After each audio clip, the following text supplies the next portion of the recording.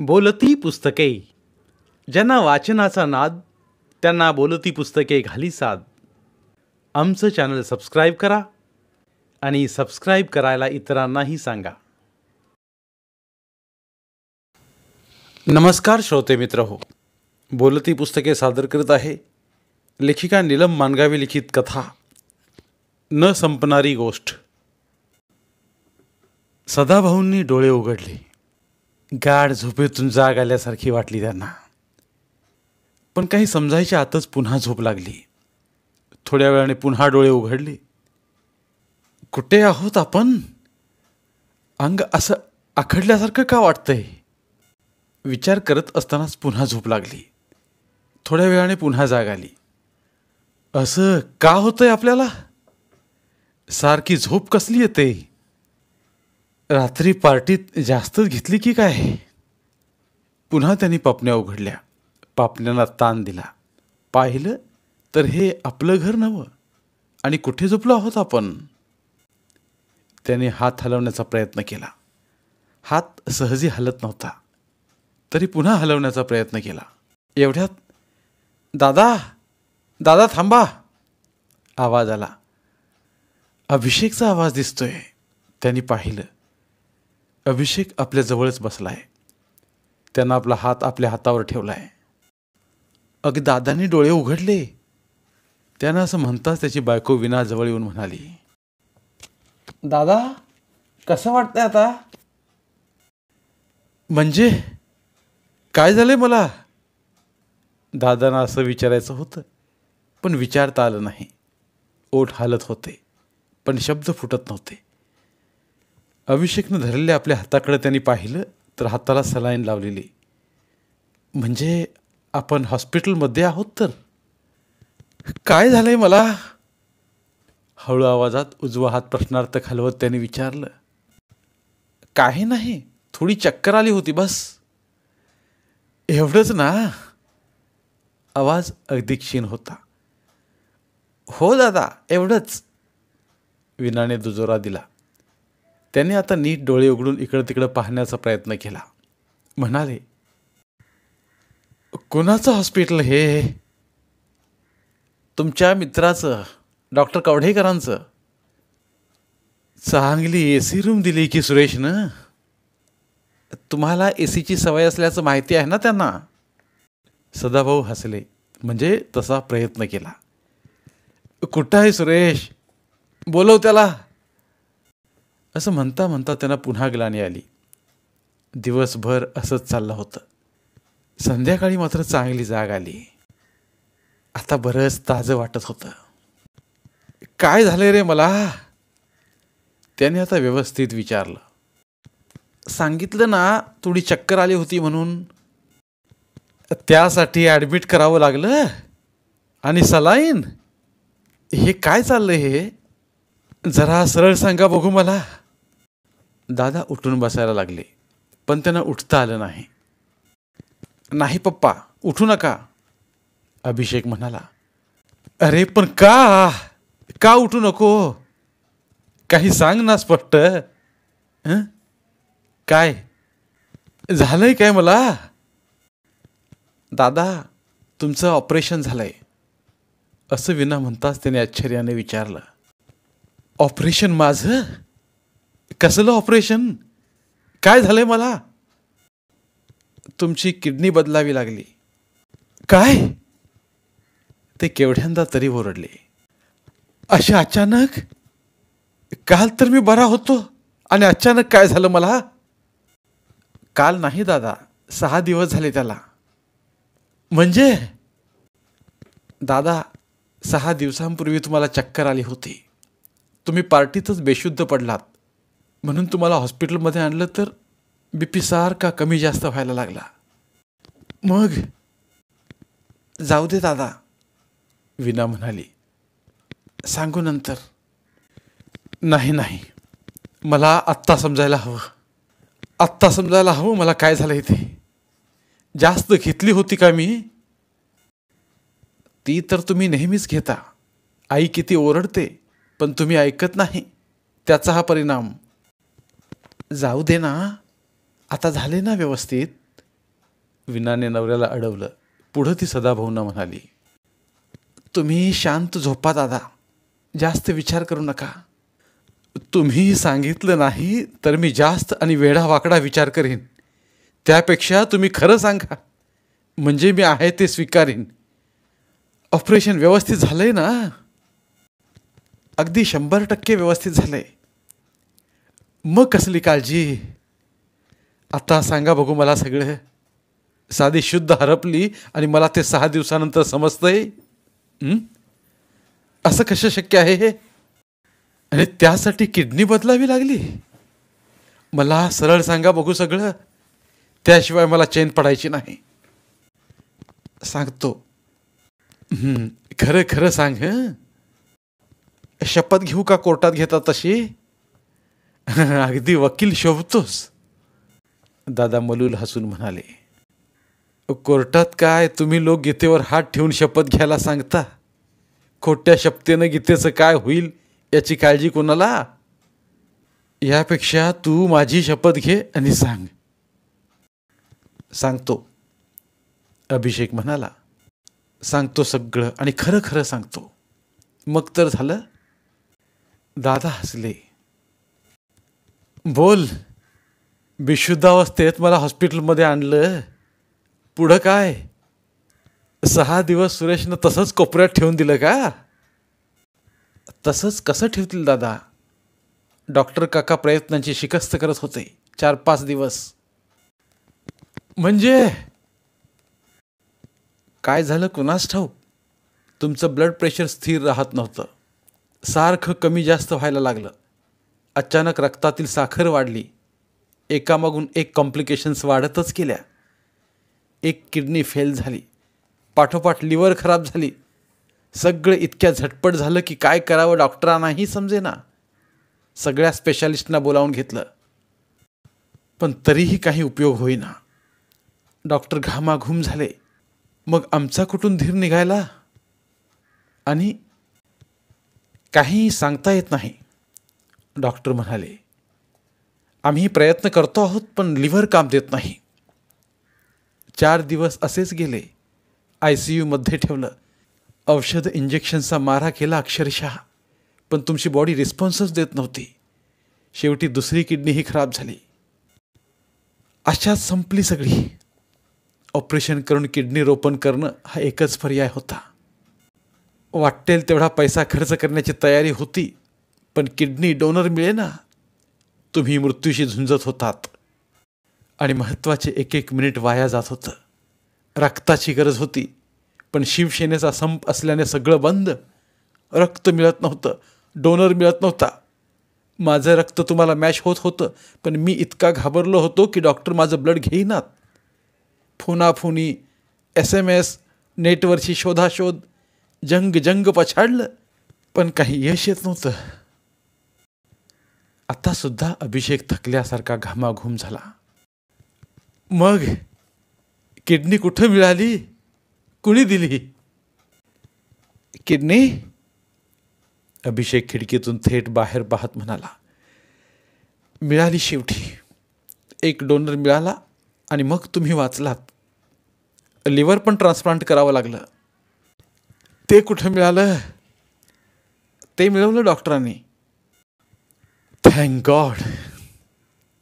दादानी डोळे मिटले.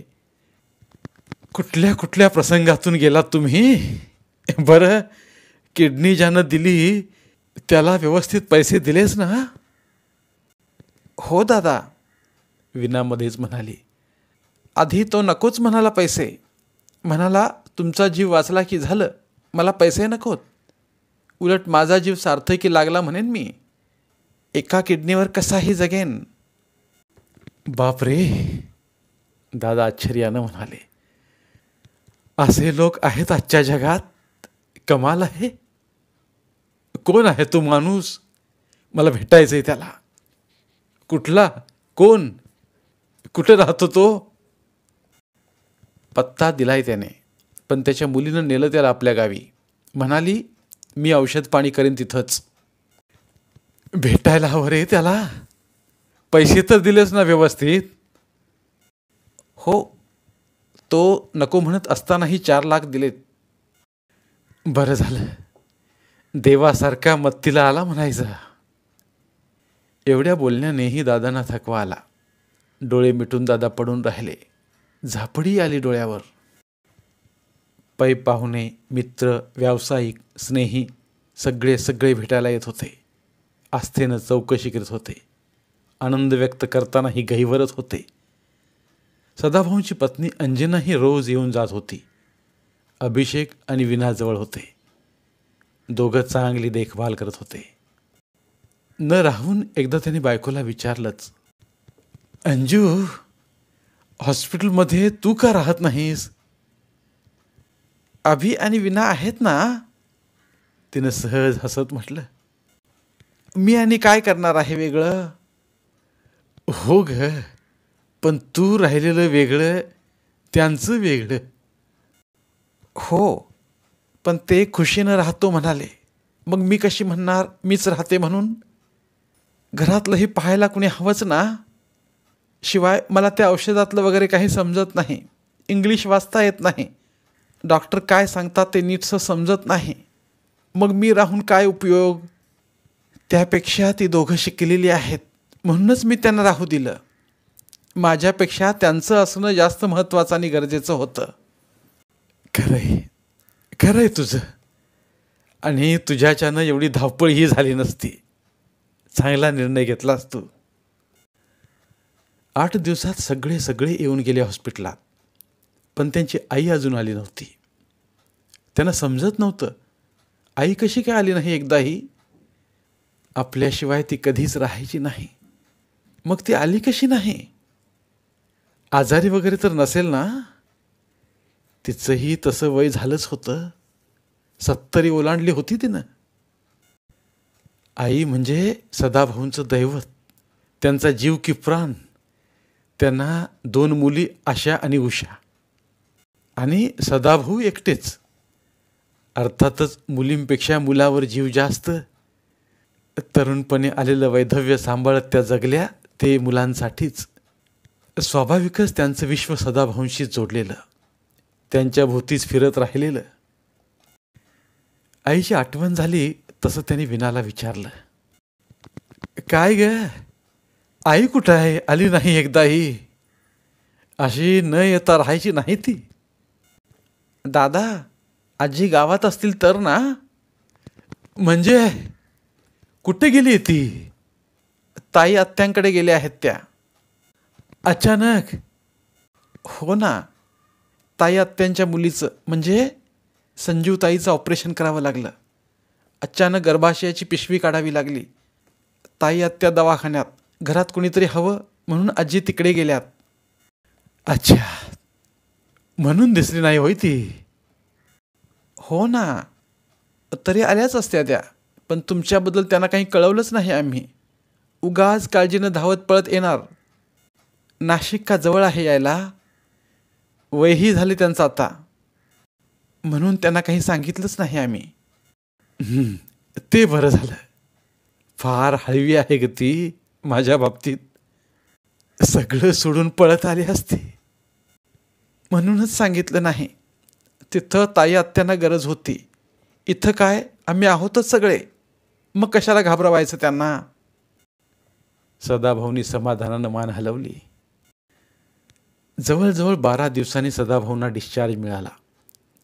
तब्येत आता बऱ्यापैकी ठणठणीत झाली होती. घरी आल्यानंतर पुन्हा पै पाहुण्यांची रीग लागली. सगळा मित्रपरिवार पुन्हा भेटून गेला. 8 दिवस कसे गेले समजलेच नाहीत. अगं, आई अजून कशी आली नाही? त्यांनी बायकोला विचारलं. केव्हा येणार आहे ती? 2-4 दिवसात येतील आता. सांगितलंय काय तिला सगळं? नाहीतर इथं आल्यावर धक्काच बसेल तिला. हो, डिस्चार्ज मिळाल्याचं सांगितलंय. आता काळजीचं कारण नाही असंही सांगितलंय. जरा फोन लावून दे, बोलतो तिच्याशी. अंजनाबाईंनी फोन लावला. म्हणाल्या, ताई आत्या आईना घेऊन देवळात गेल्यात म्हणे. आता रात्री पुन्हा फोन लावूयात. संध्याकाळी त्यांनी पुन्हा आठवण करून दिली. मला आईशी कधी बोलीन असं झाले. लाव, फोन लाव, नाहीतर मीच लावतो फोन. म्हणून त्यांनी मोबाईल हातात घेतला. आधी चहा तर घ्या, थंड होतोय. म्हणून अंजनाबाईंनी नवऱ्याच्या हातातून मोबाईल काढून घेतला. काय झालंय? काही प्रॉब्लेम आहे का? उषाकडं काही घडलंय का? मला बोलू का देत नाही आईशी? सदाभाऊ चिडले. तशी विना म्हणाली, आई, आपण सांगूया तातायांना सगळं. काय सांगूया? काय झालंय? बोला ना. सदाभाऊ घाबरून म्हणाले, काय झालंय सांगा, मरत नाही मी लागलीच. सांगते सांगते. अंजनाबाईंचा चेहरा पांढरा पडला. कसं आणि काय सांगायचं यांना? कसं सहन करतील ते? पण सांगायला तरी हवंच. एवढ्यात देवासारखे डॉक्टर आले. आल्या आल्या म्हणाले, काय म्हणतोय आमचा पेशंट? मस्त. सदाभाऊ हसत म्हणाले, पण तू थांब रे थोडा वेळ, नंतर बोलूया. आधी मला आईशी बोलायचंय. अरे काय हे, मी आलोय त्याचं काही नाही तुला? म्हणत त्याने अंजनाकडे पाहिलं आणि सांगून टाका म्हणून तिनं हातानेच इशारा केला. तसे डॉक्टर म्हणाले, अरे आईशी बोलता नाही येणार तुला. पण का? सदाभाऊ घायकुतीला आले. अरे आई या जगात नाही आहेत. डॉक्टर सावकाश म्हणाले. तसे सदाभाऊ हादरलेच. श्वास रोखून सगळे सदाभाऊंकडे पाहायला लागले. कसं सहन करतील ते? आणि पुन्हा काही झालं तर? सदाभाऊ गोठल्यासारखे बसले होते. डोळ्यांच्या पापण्या विस्फारल्या होत्या. काही समजतच नव्हतं त्यांना. होय सदा, खरं आहे हे. सदाभाऊंचा हात हातात घेऊन डॉक्टर शांतपणे म्हणाले, आई आता या जगात नाही आहेत. ऑपरेशन नंतर तुला एकदम हा धक्का बसू नये म्हणूनच तुला सांगितलं नव्हतं हे. आता मात्र स्वीकारायला हवं तुला हे. आई गेली? अशी कशी गेली? स्वतःशीच बोलल्यासारखे ते म्हणाले. आजारी वगैरे पण नव्हती, पण मग अशी अचानक गेली कशी ती? सांगतो सांगतो, पण एका अटीवर. डॉक्टरांकडे ते पाहतच राहिले. हे सगळं तू शांतपणे घ्यायचं, आईंची इच्छा म्हणून. डॉक्टरांनी मग सगळं सगळं सांगितलं. सदाभाऊ एक अक्षर बोलले नाहीत. निमूटपणे त्या आतल्या खोलीत निघून गेले. 8 दिवस झाले तरी सदाभाऊ खोलीतून बाहेर यायला तयार नव्हते. कुणाशी बोलणं नाही, कुणाला भेटणं नाही. आग्रहाखातर घासभर काही खाल्लं की संपलं. आत्ता कुठं त्यांच्या लक्षात यायला लागलं की आपली बायको हॉस्पिटलमध्ये का राहत नव्हती. आलेल्या सगळ्यांचे चेहरे कृत्रिम का वाटत होते. बापरे, हादरायलाच झालं त्यांना. सगळे केवढ्या दिव्यातून जात होते. घरात एवढा दुःखाचा डोंगर कोसळलेला असतानाही आपल्यासमोर सहज वागत होते सगळे. हसत हसत बोलण्याचा प्रयत्न करत होते. नव्हे, हसत बोलतही होते माझ्याशी. आणि आपल्याला वाटत होतं आपल्या काळजीनेच सगळे असे दिसतायत. किती सोसलं असेल सगळ्यांनी आणि आपलंही केलं सगळं. आणि आणि आई, ती तर हिरकणीपेक्षाही पुढे गेली. हिरकणी आपल्या बाळासाठी बुरुज उतरून आली आणि आपल्या आईनं आपल्या मुलासाठी जगण्यातून माघार घेतली. आपलं आयुष्य आपल्या मुलाला देऊन गेली. आईचा विचार मनातून जात नव्हता. सारखा विचार. आपण का जगतोय हेच त्यांना समजत नव्हतं. आपल्यासाठी आई गेली आणि तिची किडनी वापरत आपण जगतोय हे त्यांना सहनच होत नव्हतं. स्वतःचीच कीव येत होती त्यांना. आई, आई, तू असं का केलंस ग? मन आक्रंदत होतं. मी गेलो असतो तरी चाललं असतं, पण तू माझ्यासाठी स्वतःचा जीव का गमावलास? तू असं करायला नको होतंस. सदाभाऊंना पुरासाठी आपलं काळीज काढून देणाऱ्या गोष्टीतल्या आईची आठवण झाली. स्वतःमध्ये त्यांना तो स्वार्थी मुलगा दिसू लागला. आपल्या मुलाच्या सुखानंदासाठी तिनं आपलं काळीज काढून दिलं आणि आपल्या आईनं आपल्या जगण्यासाठी स्वतःची किडनी दिली. किती स्वार्थी झालोत आपण. आईची किडनी, तिचं लिव्हर आपल्या देहानं स्वीकारलं तरी कसं? सदाभाऊ स्वतःचीच निर्भत्सना करू लागले. भयंकर अस्वस्थता निर्माण झाली. जगण्याचं ओझं वाटू लागलं. देहावरचं प्रेमच संपलं. सैरभैर अवस्थेत विचारांचा गुंता वाढायला लागला.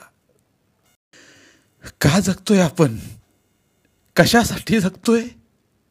दुसऱ्याने दिलेलं रक्त, स्वतःच्या आईची किडनी, तिचंच लिव्हर आपल्या शरीरात, मग आपलं काय आहे? दुसऱ्याच्या जीवावरचं बाणगुळ झालोत आपण. त्यांना एखाद्या गुन्हेगारासारखं वाटायला लागलं. निराशेनं मन होरपळू लागलं. पैसा फेकला की काहीही मिळतं ही गुरमी तर कुठल्या कुठे गेली. हाताशी मुबलक पैसा होता, पण किडनी मिळत नव्हती. पैशासाठी स्वतःचं लिव्हर कोण देईल? बिचाऱ्या आईनं आपल्यासाठी आपला जीव दिला. सगळंच जिवारी लागलं होतं. अशी कशी का आई तू? कुणाचंच का ऐकलं नाहीस? सगळ्यांनी किती विनवलं तुला, किती समजावलं, पण तू कुणाचंच ऐकलं नाहीस. हट्टालाच पेटलीस म्हणे. माझ्या समोर माझ्या काळजाचा तुकडा मरत असताना मी जिवंत राहून काय करू म्हणून तू डॉक्टरांचं पाय धरलेस.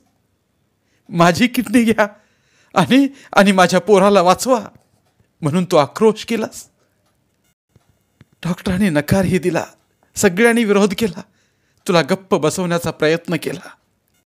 आपलं कुणीही ऐकत नाही हे पाहून तुझा निर्णय तू घेतलास. गळफास लावून घेऊन तू आत्महत्या केलीस. आणि मुठीत गच्च पकडलेली चिठ्ठी, माझ्या लेकराला वाचवा, माझी किडनी बसवून जगवा त्याला, माझी शेवटची इच्छा पूर्ण करा. न वाचलेली चिठ्ठी डोळ्यांसमोर फडफडत राहू लागली. सदाभाऊ खोलीतून बाहेर पडेनासे झाले. खाणं पिणंही सोडून दिलं त्यांनी. अशा वेळी आशा आणि उषा या त्यांच्या बहिणींनी प्रेमाच्या धाकानं समजावलं त्यांना. आशा म्हणाली, दादा किती त्रास देतोस आईला? तुला काही झालं तर आईला काय वाटेल याचा तरी विचार कर. आपली शेवटची इच्छा आपल्या पोरानं पुरी केली नाही हे पाहून तिला किती किती वाईट वाटेल. आशा रडायला लागली. रडत म्हणाली, तिचा त्याग असा फुकट घालू नकोस रे. तिचा जीव आता तुझ्यात आहे. तिला जप दादा. तुझ्यासाठी नसलं तरी तिच्यासाठी तुला स्वतःला जपायला हवं. तिला यश दे दादा, अपयश देऊ नकोस. तिचं जगणं तुझ्यासाठीच होतं रे आणि मरण सुद्धा तुझ्यासाठी स्वीकारलं तिनं. तिला निराश करू नको रे. दादा दादा माझ्याकडं बघ. उषा जरा जोरातच म्हणाली, काय चालवलंयस हे? आमच्या आईला त्रास द्यायचा तुला काही एक हक्क नाही. आईची शपथ आहे तुला. तिला दुखावलास तर बघ, आयुष्यात तोंडही बघणार नाही तुझं. मला वचन दे तिला जपेन म्हणून. दे वचन. तिनं त्याचा हात आपल्या हातात घेतला. जपशील ना तिला? जपेन जपेन, खरंच जपेन. सदाभाऊ म्हणाले, तुझं खरं आहे उषे.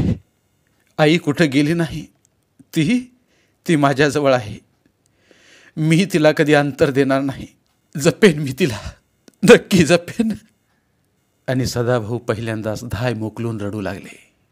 आशा उषा त्यांच्या कुशीत शिरल्या. आईनं तिघांनाही आपल्या कुशीत घेतलं होतं.